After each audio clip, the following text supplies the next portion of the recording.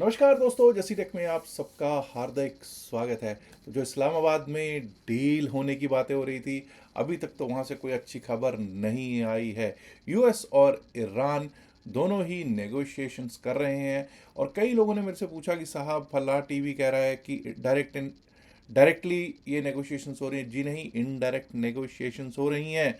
पाकिस्तान बीच में जो कह रहा था, फैसिलिटेटर की बात कर रहा था कि वो फैसिलिटेटर है। अब पता नहीं वो कैसा फैसिलिटेटर है, लेकिन ये आमने सामने ईरान और अमेरिका वहाँ पर नहीं बैठे हुए हैं।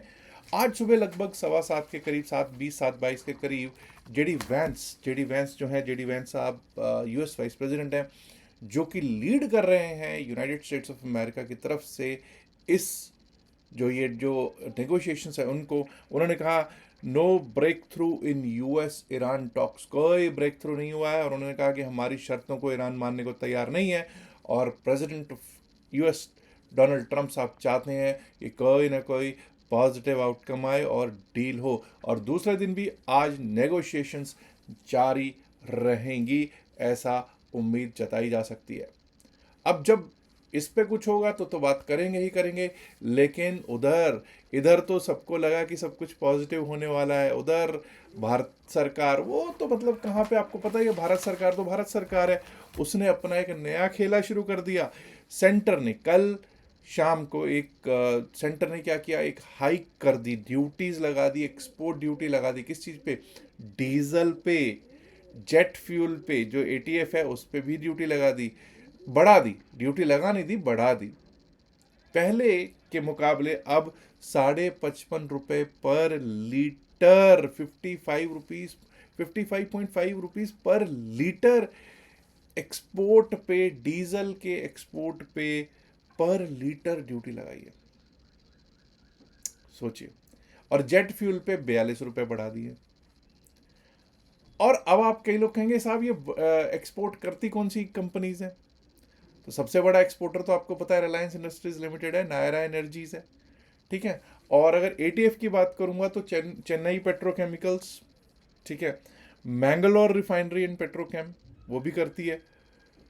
And if you talk about IOC, BP, HPCL, ये भी थोड़ा थोड़ा एक्सपोर्ट तो करती हैं। लेकिन सरकार का कहना है जी कहीं ये जो सब कुछ हो रहा है, ऊपर नीचे भाव वॉलेटिलिटी हो रही है, इसमें कोई कंपनी कहीं इसका बेनिफिट ना ले जाए। चलो जी, मान लेते हैं कंपनी बेनिफिट ना ले जाए, लेकिन इसका क्या असर पड़ सकता है मार्केट पे, वो आप समझ चुके होंगे, वो आपको मालूम है ही। क्योंकि ये बड़ा कुछ, इनमें से एक दो कंपनीज ऐसी हैं जो बहुत बड़ा वेटेज रखती हैं और मार्केट को हिलाने का दमखम रखती हैं। चलिए अब एक बार को देखते हैं कि शुक्रवार को जब हम गए थे तो क्या डेटा था। डेटा पॉजिटिव दिख रहा था।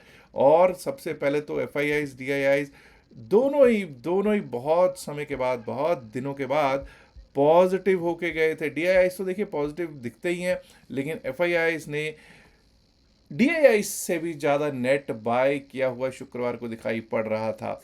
410.05 करोड़, 410.05 करोड़ के नेट बाय में अगर डीआईआईस दिख रहे थे, तो एफआईआईस ने कहा नहीं, हम भी बाइंग करके जाएंगे।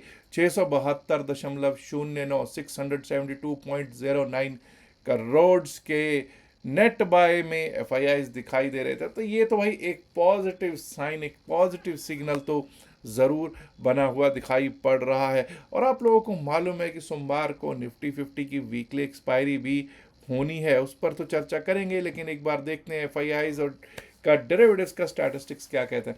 एफआईआईस का अगर डेरिवेटिव्स का स्टैटिस्टिक्स देखते हैं तो आपके सामने मैंने रखा है कि बैंक निफ्टी के फ्यूचर्स को भर भर के, नंबर ऑफ कॉन्ट्रैक्ट्स देख लीजिए, नंबर ऑफ कॉन्ट्रैक्ट्स पे देखिए, फोकस कीजिएगा। 8,399 कॉन्ट्रैक्ट्स बाय किए हैं, उसके खिलाफ सिर्फ 1,494, 1,494 कॉन्ट्रैक्ट्स ही सेल किए हैं। यानी भर भर के बैंक निफ्टी के फ्यूचर्स को बाय किया गया है, फिर निफ्टी के फ्यूचर्स को भी बाय किया गया है, और मिड कैप निफ्टी के फ्यूचर्स को भी बाय ही किया गया है। और दोस्तों निफ्टी 50 बेंचमार्क इंडेक्स जो है उसके फ्यूचर्स को भी भर भर के बाय ही, दुगने से भी ज़्यादा बाय किया गया है जी। अब ज़रा एक बार को देख लेते हैं कि ऑप्शन चेन क्या कहते हैं, फिर चलेंगे निफ्टी 50 पर। जब हम ऑप्शन चेन की बात करते हैं, 24,000 के ऊपर क्लोजिंग हुई, 24,050 पर क्लोजिंग हुई। अब यहां पर एक चीज ध्यान दीजिएगा, 24,000 सबसे पहले देखेंगे। 24,000 पे जब आप देखते हैं तो कॉल राइटर्स 24,000 पे क्या करके गए हैं, अनवाइंड कर गए हैं। शुक्रवार तक 24,000 पे कॉल राइटर बैठा था, बिल्कुल बैठा था, लेकिन 24,000 पे अब कॉल राइटर अनवाइंड करके चला गया है। और 24,000 पे पुट राइटर्स ने अपनी पकड़, अपनी जकड़ मजबूत कर ली है। लोग कहेंगे साहब 24,050 की भी बात कर लो। 24,050 पर भी पुट राइटर्स ने अपनी पकड़ जकड़ मजबूत करनी शुरू कर दी है और कॉल राइटिंग ऐसी कुछ खास नजर नहीं आ रही। चेंज इन वाई बता रहा है, देखिए क्लियर। अब अगर हम बात करेंगे तो हमारे को कहां पर कॉल राइटर्स दिखते हैं। कॉल राइटर्स 24,100 पे दिखते हैं, हाँ 24,100 पर दिख रहे हैं। लेकिन मत भूलिएगा 24,100 पे पुट राइटर्स भी अब अपनी मजबूती दिखाने की कोशिश कर रहे हैं। क्या एक गैप अप की निशानी है? हाँ, ऐसे डेटा पे गैप अप की निशानी बनती हुई दिख सकती है, बिल्कुल दिख रही है ये गैप अप की निशानी। गैप अप होने के chances as per the technicals तो बहुत अच्छे बने हुए हैं। 24,100 के ऊपर भी अगर हम चलेंगे तो हमें कम से कम कहीं पर अगर जाके मिलता है 24,200 पे कुछ कॉल राइटर्स हैं, वहां पर भी अनवाइंडिंग हो रही है। भाई क्या इतना बड़ा गैप अप होने वाला है? क्या लोग इतनी उम्मीद लगा के बैठे हैं कि ये डील होगी ही होगी? इससे तो ऐसे प्रतीत हो रहा है।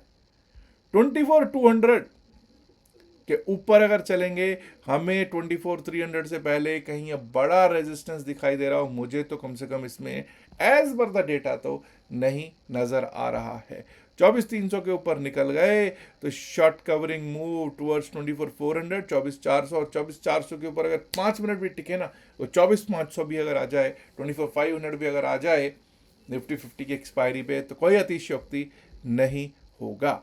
वहीं अगर 24,000 के नीचे भी अगर हम चलना स्टार्ट करते हैं तो 23,950, 23,900 यहाँ पे अच्छा खासा सपोर्ट नजर आ रहा है। Support is really really very good.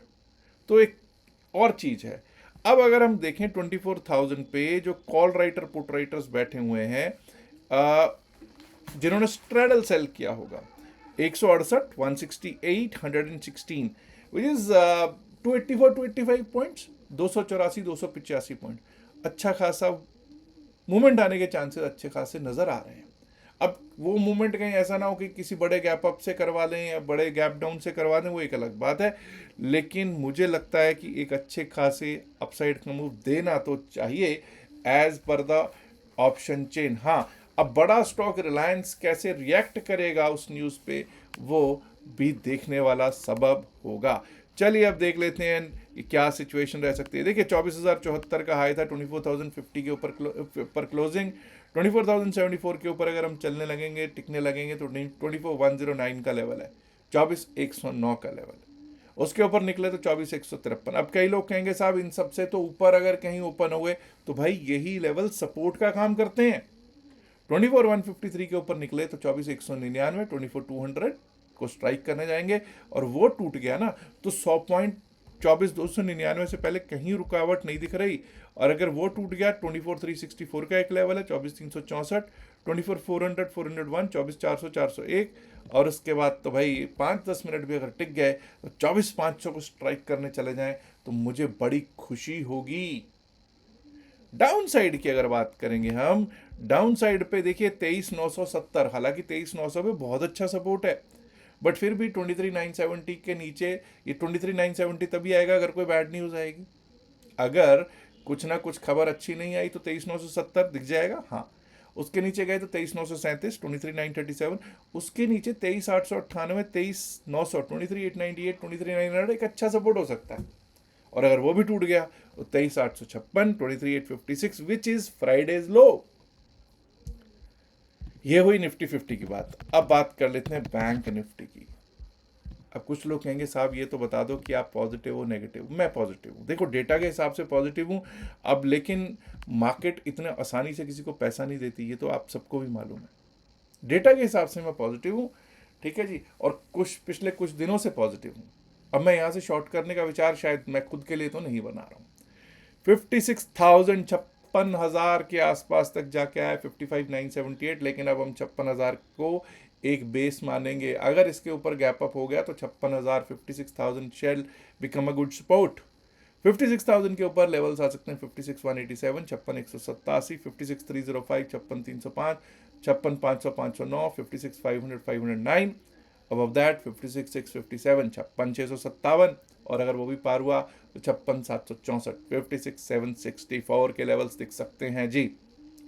Down side पे जब तक हमारा 55,700 55,651 नहीं टूटता, 55,651 नहीं टूटता, डाउन साइड के बारे में नहीं सोचेंगे।